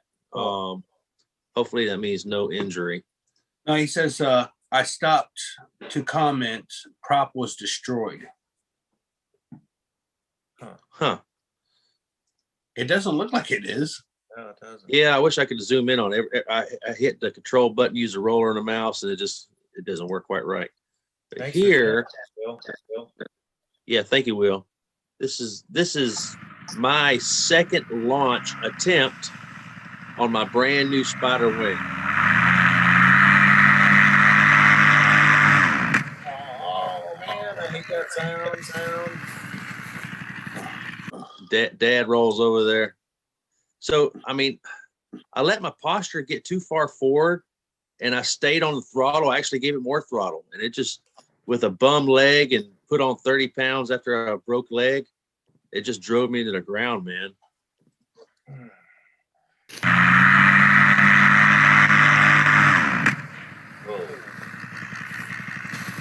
So was it just a prop there, or did you get lines? What happened? No, it was just a prop. Apparently when the bottom of the cage hit, the prop just barely hit the titanium frame. I mean, it's just like barely even a scuff mark. But one half of the propeller, one tip, completely delaminated the inner and outside faces and just came apart. So I've got a piece of propeller that's that big that just came off, and the rest of it's intact. So you can see like the styrofoam in the middle of it and stuff. So anyway, that's my second broken prop. The first one was when I kicked a bale of hay. Yeah. What? You hit hay? Hey. Eric, you got a prop, you said? Yep, I blew a prop, hit some lines, and blew a prop, put on the brand new prop, went out there, set up, hit the lines again, didn't even get a flight on it. And at that point in my game, I figured I'm just going to glue it back together. And I'm still flying with it with super glue. Wow. And Jade, you're perfect because, well, you're married to an awesome man. So, you know, you didn't got a prop yet. It's You don't have a Jade. prop. Jade, what's the Right. worst? What's your worst landing or takeoff? Would you say was your scariest? I know that answer. Let's. I want to hear from Jade. I tells want to the hear from the truth. pilot in command. It was Me this too. summer. It was shortly after I started flying on my own after I graduated. We came back up here and we were at the airport that we fly out of, and took off. And of course, I've got everything going through my head, you know, making sure the wing was up, and all of a sudden it shot to the right. And I remember my instructor telling me, whatever you do, keep your hands inside, because we have a trike buggy and it's got like roll bars on the sides here. And first thing I did with, you know, hands are up, you know, with the brake lines and everything. First thing I did was grab those bars, and I ended up going over, and I thought I broke my hand, but it hurt for a couple days. And then there I sat hanging upside down. You are Eric upside down. saved my life. Wow. Do you have any fuel Yeah. spillage or anything while you're upside down? I don't think so. Think so. No. Man, let me see if I can pull this video up on my phone. Actually, you know what? How long were you upside down? Until Slowpoke decided to walk over to me, and because I was trying to, I was gonna unbuckle, and he's like, "Stay in there, you're gonna fall on your head." You're not injured until you undo the seatbelt. Yeah. So John Wayne in the chat says, I broke a prop taking off into chopper wash. John, when I see you at the fly-in, I got to hear more about that one. Yeah. Like you because I assume you saw the helicopter taking off in front of you, right? Man, that's an interesting one. He's a military guy, I think. No, I wonder if he's been flying around some of these military bases. We're gonna have a good group there. Man, it's going to be incredible. I think landing wise, my only thing was just when I was learning to land, I braked way too fast, and I think I fell out of the sky about 10 feet the first couple landings. Seemed like I came down hard. So that was about it. How the hell do I? All right. So, I need to go here. Oh, crap. JK Carves asked if I'll ever foot launch, and no, because I've had 7 knee surgeries, and 2 of those were reconstructions, and I need a new knee now, and I'm scared to get one right now. And decided I'll just go with the trike, and I did a tandem foot launch, and that scared me to death, but I was able to do it without my knee brace on. Um, I'm sorry about the knees. That's terrible. So a lot of people are kind of afraid to, yeah. A lot of people are, they look at the trikes as being, hey, those are old people things. I'll tell you No. what, there is pros and cons to trikes, and there's pros and cons to foot launch. The trikes are actually kind of fun to come in and do touch and goes and stuff like that. Yeah, how plus, man, on no wind launches, days you're just not feeling physically up to the launch, running part. Whoa. Yeah. How do you Yeah. how do you optimize video or whatever? All right. So Shane, was that you screaming? yeah, you got to on-share your screen first, Okay, and then hold go on. back into the share screen box. And before you hit share, at the bottom of the share screen box, there's a couple check boxes, and you have to optimize video for sharing. All right, so stop screen share. Yep. All right, go back into screen share, but don't actually share yet. And at the bottom of that box where you select the window you want to share, you see the check boxes. Yeah, I see it. And then, Check. so this is out at the compound. This is a friend of mine who had set up in front of me and was getting ready to take off.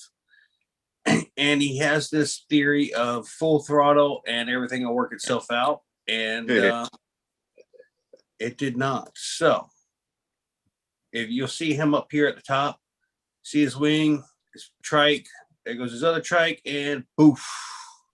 Did you see how much fuel spilled out of that? He blew everything. He blew his cage, prop, frame, everything. He just absolutely right there. You'll just see all the fuel just get dumped out. Oh, he lifted off the ground when that wing slammed over, didn't he? Yeah, Just a little. He slid. So his wing went to the left. He went right. Then he started going right. The wing went left. And when that happened, it picked him up a little bit. And then the wing went back to the right. He went hard to the left. And it just pendulum him up in the air and then just drove him into the ground. Isn't that called a barrel roll? No, not if the ground is right. Well, I know. But I mean, I took off. I don't know if you guys have ever tried this, but be completely hooked into your gear, have an accident, pretend there's an accident in front of you, and have to take everything off. Get out of your harness, helmet off. I go running over there to try to see if he's okay. His girlfriend had already been there and was checking on him. He was already out of his cage, and he's standing there next to it going, yeah, everything's good. And the next day he couldn't even walk. He was all banged up from it. Just a little bit of adrenaline going on. But I mean, the day before he had an engine out and landed next to the sewer plant and had to get a ride back. And then he did that. This isn't his first close call. I mean, he's not crashed before that bad, but I mean, he's rolled over. He's, I was like, dude, you can't just full throttle and hope for the best. You got to have a little wing control and this and that. And he's like, didn't you learn how to fly? And I said, yep. And I haven't done that yet. So I'm learning something okay. That's the hard thing about being in this sport. When you're new and you see someone doing something wrong, do you say something or do you still say, hey, I'm new, and let it slide? You know what I mean? It's a tough category to be in. If you know it's wrong, but you're new and you're looking at someone that's been flying for a while, do you say anything or do you just act like you don't know nothing? I don't know, man. I think I would say, yeah. Go ahead, Brian.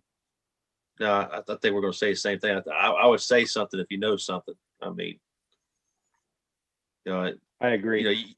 we made we definitely don't call ourselves instructors. You have to be careful about people becoming, instructors and helping people. But if you see somebody that's clipped into a wing backwards, I mean, that's wrong. You know how to do it. You can go tell them. Some people are not very receptive to being helped. You can kind of pick up on that pretty quickly. Right. But just be honest with people. I'm not an instructor, but this is how I was shown how to do it. That's exactly what I said to Kent when I walked up. I said, "Hey, dude, I don't know much about nothing, but I do know you're hooked in wrong." He's like, "What do you mean? I've been doing this for 3 months." And I was like, "Oh, dear God." I mean, I'm not by no means making fun of him. I was dumbfounded at how long he'd been. I mean, this is what he was shown, and this is what he was doing for 3 months. And I can't believe that there is an instructor out there that would do that. Like I said, at Vail, North Carolina, I met 6 different people who had gone to the same school, and none of them were flying. And it had been months since they'd been to school. And I was just like, my heart bled for them. I just feel so bad, dude. Once you get in the air, though, this sport is, you think you want to do it, and then once you do it, you want to do it, and you can't get enough of it. And I was hooked after my first tandem flight, but before I ever foot launched, I was hooked, man. I knew, it's an incredible thing to do. I mean, any kind of aviation, small aircraft where you fly slow and slow is incredible. Well, a lot of people, I've never shared this. I'll give you guys a little. I was on a very dark downward spiral in my life after my son passed, and I looked for anything and everything to keep my mind occupied. I actually changed jobs. The reason I have the job I have now is because I couldn't work by myself. I spent all day wondering what I could have done or how I could have fixed it or saved him, whatever. And I was on a very dark spiral, and I just came home one day and I was like, "Honey, I think I want to try to do a paramotor. Like I don't know how we're gonna get the money, but I think this is what I need to do." And I had said something a little over, maybe right at 20 years, I wanted to do this. And I mean, there was no way. I was started at the job I have now. I wasn't making very much money, and we had 2 kids, and there was just no way I could ever afford to do this sport. And my wife says, "You want to do this?" I was like, "Yeah." I said, "I think I do." And she's, I'll figure a way to get the money. And we ended up borrowing against the house to do this sport. And I said that I cried during my first flight. I think it was happiness, and it maybe gave me something to live for, if you will. And it's saved me. And I don't have a problem saying that in front of everybody. It truly just gave me something to live for. So when I say this sport is everything to me, it truly is everything to me. So, anyways, on a positive note, but yeah, this to me is more than just a hobby. It's a lifesaver. And we're a great community too. We got a great Yep. community. Most of what I learned, and Shane, awesome, man, what you just said there. Thank you for sharing that. Most of what I learned came from the support of the paramotor community. If it weren't for them, I mean, after that first accident, I'd have been done. And I really felt like, no, this is it. And I was really depressed about it because I was thinking, man, I have my heart set on doing this. I've invested all this money, and but the paramotor community came through for me, and they showed me tips and tricks, and they were there to support me, and I'll be forever grateful for that, because I know the sport means something different to everyone, but I really, really wanted the sport to work for me, and it has. It's scratched an itch that nothing else can. I know that's right. Good Lord. Anybody got anything else? I really want to try to keep this not 2 hours. I don't want to really run. Like I said, we've got every show almost every night, and I need to spend time with my wife. And so if we don't have anything else, guys, I'd like to maybe call it a night and go put my wing in my trailer because Oh, gotta put the tool in the shed. oh man. You heard my wife laugh when I showed her on the floor. She's like, I told you the other night to go put it in there. I didn't want it to sit out there in the heat, you know what I mean? So oh good Lord. I'm gonna be laying in bed later. She'll be like, I told you so. All I know is I'm like a little kid before Christmas, man. I'm just Mhm. having a hard time sleeping. I'm going to a Yep. big party and it's going to be fun. I said that same thing before you got here. I was like, this is my Christmas. Every fly in, dude, I'm not sleeping. All I can do is think about. I have 52 questions every day, almost every hour for every person that is going to meet. I'm going to meet up with, and I have to remember not to annoy everybody because I'm just like, what time you getting there? What are you gonna do? What we're gonna like? I get just so doggone excited about this. I can't get my wife. She works a lot and she doesn't get as much. Well, I get comp time. That's why I have so much time off of work. But she doesn't have the same luxuries as I do to get comp time. So I tried to get her to come with me, and she said she is going to Moonshiners and I believe Bad Apples. So if any of you guys are going to either one of those, you will end up meeting Cupcake Krista. And yeah, she's real shy at first, but once you get to know her, you're like, oh my God, you won't go away. Leave me alone, lady. But at first she won't talk to you. Then she gets comfortable around you. Then, well, you wanted it, not me. She just won't stop. But she's pretty awesome. Yeah, that's super cool.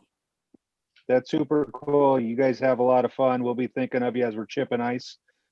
Everybody in the chat, thanks for showing up. Thanks for talking. That's pretty awesome. But I'm going to go spend some time with my wife too. Maybe in the same room. Well, before you go, where can we find you on YouTube, Eric?